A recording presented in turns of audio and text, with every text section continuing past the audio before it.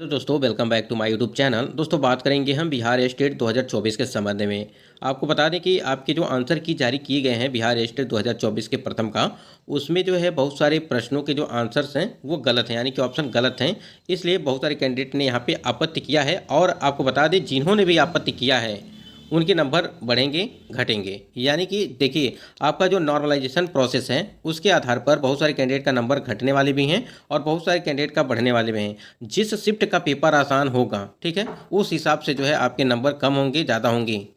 तो यहाँ पे देखेंगे कि नॉर्मलाइजेशन होने के बाद किसके नंबर बढ़ रहे हैं और किसके नंबर जो है वो घट रहे हैं, यानी कि किसको फ़ायदा और किसको नुकसान है, इसके संबंध में बात करेंगे। और कितने नंबर वाले जो है सुरक्षित रहेंगे नॉर्मलाइजेशन होने के बाद। एक चीज़ यहाँ पे बता देते हैं, बहुत सारे कैंडिडेट देखिए, जो अदर स्टेट वाले कैंडिडेट हैं उनको अभी तक ये कन्फ्यूजन है, यानी कि महिला, खासकर महिला की अगर बात करें कि ये स्टेट में कितने जो है पासिंग नंबर चाहिए, यानी कि उनका जो न्यूनतम पासिंग मार्क्स रखा गया है वो कितना है। तो वहाँ पे चीज़ें हम बता देंगे, सबको जो है कैटेगरी वाइज बता देंगे कि कितने नंबर आपको चाहिए, सुरक्षित आप रहेंगी और नॉर्मलाइजेशन होने के बाद जो है आप कितने नंबर पे सुरक्षित होंगे। वीडियो को यहाँ से देखिए, वीडियो को पूरा वॉच करिएगा और चैनल पर पहली बार विजिट किए तो चैनल को भी सब्सक्राइब करिए, बेल आइकन को प्रेस कर लीजिएगा, जिससे हर एक लेटेस्ट अपडेट आपको समय से मिलती रहेगी। देखिए, यहाँ पे कुछ चीज़ें बताने से पहले एक चीज़ यहाँ पर आपको याद दिला देता हूँ। देखिए, यहाँ पे फर्स्ट पेपर के लिए जो है आपका जो है 12 से लगा करके 15 तक जो है आपका जो है यहाँ पे आंसर की, यानी कि रिस्पॉन्स शीट समिति की वेबसाइट पर अपलोड रहने की तिथि है, यानी कि 15 तारीख तक जो है ये अपलोड रहने की तिथि थी।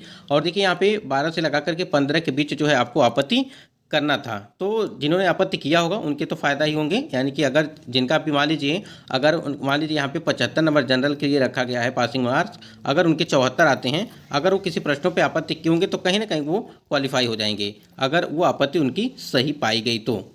अब यहाँ पे देखिए, बिहार के कैंडिडेट और जो अदर स्टेट के महिला और पुरुष हैं, और जो बिहार के महिला और पुरुष हैं, दोनों लोग इस चीज़ को बड़े ध्यान से देखिएगा। आपको बता दें, ये चीज़ जो है हमने यहाँ पे आपको रखा है और यहाँ से आप चीज़ें क्लियर हो जाएंगी आपके कि कितने नंबर जो है आपको पासिंग के लिए चाहिए और आप कितने नंबर पे सेफ हैं, ठीक है, ये सारी चीज़ें। अगर देखिए, यहाँ पे देखिए सीबीटी में, यहाँ पे सीबीटी आपका एग्जाम कराया गया था और 150 प्रश्न थे आपके, 150 नंबर के, ठीक है। यहाँ पे बिहार स्टेट 2024 वर्ग यहाँ पे हमने लिखा है, प्रतिशत में लिखा है कि प्रतिशत कितने चाहिए, यानी कि कितने नंबर चाहिए, और यहाँ पे पासिंग नंबर हमने यहाँ पे मेंशन करके रखा है। अब यहाँ देखिए, पहले नंबर पे लिखा गया है कि सामान्य जो कैटेगरी आपका जनरल, जो अन्य जो कैटेगरी की अगर बात करें तो यहाँ पे 50%, हम यहाँ स्टेट 2024 की बात कर रहे हैं, यहाँ पे देखिए 50% अंक आपको चाहिए। इसका मतलब ये कि 150 में आपको 50% अंक चाहिए, तो यानी कि यहाँ पे 75 नंबर चाहिए। अगर आपके 75 नंबर हैं, ध्यान दीजिएगा, अगर आपके 75 नंबर हैं, जो भी कैंडिडेट जनरल वाले हैं उनके लिए हम बात कर रहे हैं, 75 नंबर है तो आप क्वालिफाई हैं, आपको कोई भी दिक्कत नहीं होगी,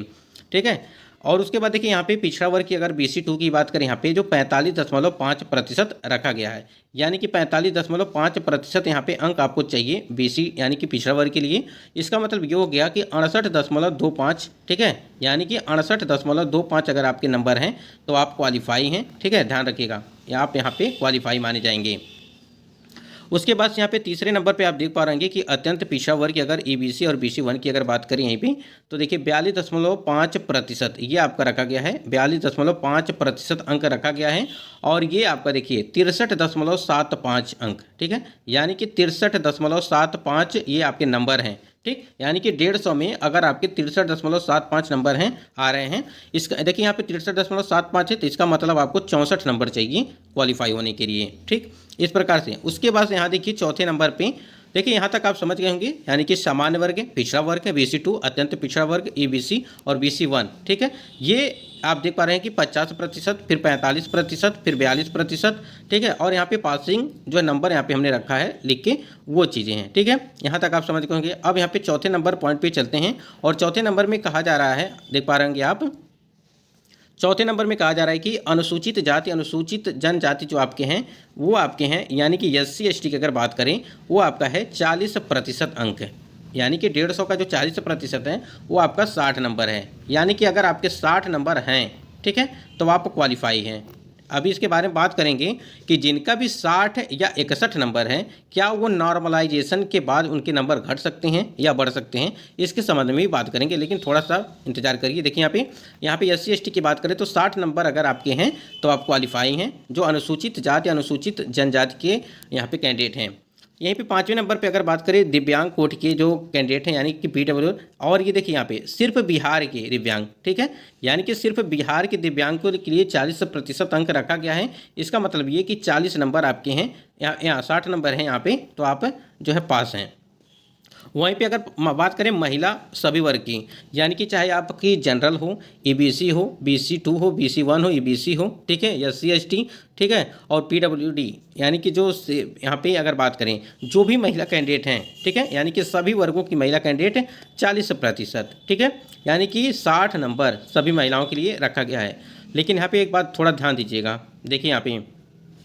यहाँ पे तो आपको बताया गया है कि सभी वर्ग की महिलाओं के लिए, ठीक है, 40% अंक, लेकिन 60 नंबर, ठीक है, ये तो सही है, सिर्फ ये बिहार की महिलाओं के लिए है, इतना ध्यान रखिएगा इस बात को।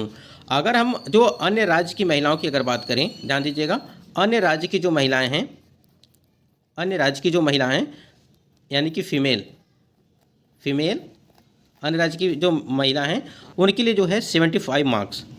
ठीक है, यानी कि आपका जो है 150 में 75 नंबर हैं, तो आप जो है पास हैं, अन्यथा फेल हैं। क्यों? क्योंकि आप लोगों ने देखा होगा कि TRE 1 और TRE 2.0 की भर्ती से इस समय जो लगातार लेटर जारी किए जा रहे हैं आपके BPSC TRE 1 और TRE 2.0 को लेकर के फर्जी शिक्षकों की, उसमें देखिए सीटेट के नंबर को लेकर के, साथ ही साथ आपके टेट के नंबर को लेकर के भी हो रहा है। इसका मतलब ये है जो भी छूट है, यानी कि अगर सीटेट की बात करें उसमें जो 5% का जो छूट दिया गया है वो सिर्फ बिहार की महिलाओं के लिए है, न कि अदर स्टेट के अन्य राज्य की महिलाओं के लिए है। इस बात को आपको ध्यान रखना है। यानी कि साफ साफ कहना ये है कि जो अदर स्टेट अन्य राज्य के पुरुष हैं और महिलाएं दोनों को जो है 75 नंबर चाहिए, या स्टेट की बात करें। अगर यहीं पे हम सीटेट की बात कर लें तो सीटेट में उनको जो है 90 नंबर चाहिए, यानी कि 90 नंबर चाहिए दोनों को, चाहे वो मेल हो चाहे फीमेल हो, ठीक है। यहाँ तक आप समझ गए होंगे सारी बातें। अगर इसमें अगर कोई आपको दिक्कत है तो आप कमेंट सेक्शन में कमेंट करके आप पूछ सकते हैं कोई सवाल इसके संबंध में, ठीक है। बाकी यहाँ पे हमने आपको जो अभी बताया इसके बाद पहले कि अगर बहुत सारे कैंडिडेट का ये कहना है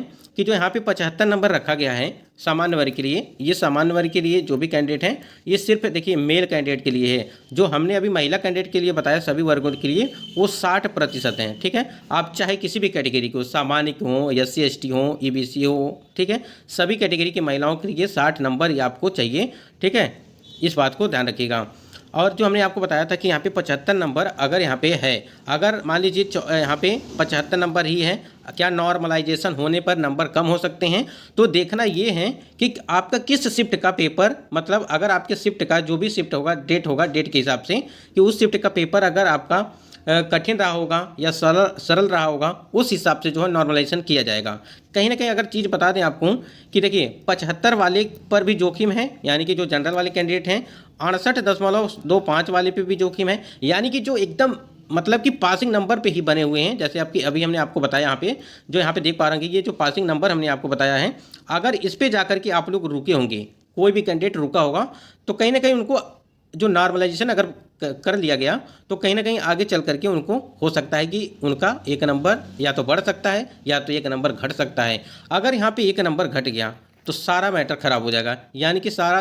किया कराया पे पानी फिर जाएगा फिर। तो वही चीज़ है कि देखिए वो शिफ्ट का पेपर किस प्रकार से है, और क्या वो पेपर जो है जिस शिफ्ट का पेपर जिस दिन हुआ था उसमें वो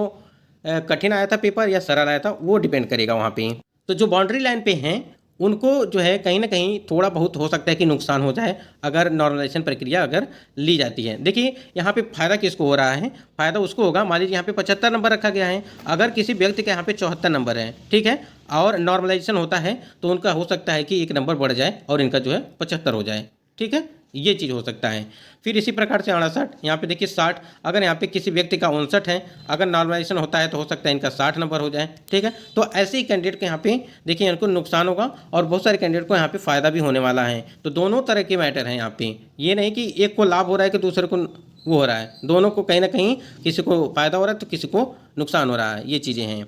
देखिए एग्जाम्पल के लिए आप समझ लीजिए कि आपके नॉर्मलाइजेशन किस प्रकार से होंगे। यहाँ पे देखिए पॉइंट नंबर देखिए उदाहरण स्वरूप यहाँ पे रखा गया है कि मान लीजिए जैसे किसी सामान्य श्रेणी के अभ्यर्थी का जो है 150 अंकों की परीक्षा में रॉ स्कोर आपका जो है 76 है, यानी कि जनरल की अगर बात कर रहे हैं यहाँ पे, यानी कि अनरिजर्व कैटेगरी की बात चल रही है, और उनका जो है 75 है, क्योंकि आपको पता है कि 75 नंबर पर ही जो है क्वालिफाई है, ठीक है, यानी कि जनरल कैटेगरी, ठीक है, 75 है, बाकी 75 पे क्वालिफाई है, लेकिन इनका जो है 76 नंबर आया है, ठीक है। तथा नॉर्मलाइजेशन प्रक्रिया के उपरांत उसका नॉर्मलाइज स्कोर जो है 74 ध्यान दीजिएगा 74.90, ठीक है, ये आपका यहाँ पे आ रहा है। तो इसमें निर्धारित उत्तरांक 150 का जो है यहाँ पे 50% 75 नंबर प्राप्त नहीं करने के कारण अभ्यर्थी का रिजल्ट अनुत्तीर्ण घोषित होगा। ठीक है, अब यहाँ बात समझ लीजिए। मान लीजिए अगर आपका 75 नंबर तो पासिंग रखा गया है अनरिजर्व कैटेगरी का, लेकिन यहाँ पे बताया गया एग्जाम्पल के लिए कि मान लीजिए आपका 76 नंबर है, ठीक है, और आपका जब नॉर्मलाइजेशन होगा और उसमें जो है आपके एक हट करके जो है 74.90 होगा। ठीक है, इसी के आधार पर देखिए ये जो आपका नॉर्मलाइज होने के बाद जो आपका रिजल्ट घोषित किया जाएगा उसी के आधार पर किया जाएगा। मान लीजिए पहले तो आप पास थे, लेकिन जब नॉर्मलाइजेशन किया गया तो यहाँ पे फेल हो गए हैं, 74.90 पे हो गया। इसका मतलब ये हो गया कि यहाँ पे नंबर आपके कम हो गए। तो जो यहाँ पे नॉर्मलाइजेशन किया जाएगा वही स्कोर यहाँ पे आपको जो है पास और फेल डिपेंड करेगा इसी नंबर पे, ठीक है, ना कि इस पे नहीं, ठीक है, इसी नंबर पे आपको डिपेंड करेगा कि आप पास हैं या फेल हैं। तो वही चीज़ें देखिए, किसी को नुकसान हो रहा है तो किसी को फ़ायदा भी हो रहा है, ये चीज़ें हैं। तो यहाँ तक सारी चीज़ें आप समझ गए होंगे कि मतलब आपत्ति अगर जिन्होंने किया होगा, ठीक है, उनके लिए तो आरामी है। यानी कि बता दें कि जो भी यहाँ पे 75 या 74 पे होंगे, ठीक है, जनरल, यानी कि जिस कैटेगरी का पासिंग नंबर है उसके अगल बगल एक या दो नंबर इधर उधर होगा, उनको ही दिक्कत होने वाली है। बाकी अगर मान लीजिए यहाँ पे जनरल के लिए 75 रखा गया है, अगर इनका जो है 80 नंबर है, ठीक है, 82 नंबर है, तो इनको कोई दिक्कत नहीं है, इनको कोई आपत्ति करने की ज़रूरत भी नहीं है, क्योंकि अगर कम होगा तो एक या दो नंबर इधर उधर ही होगा देखने को ज़्यादा से ज़्यादा।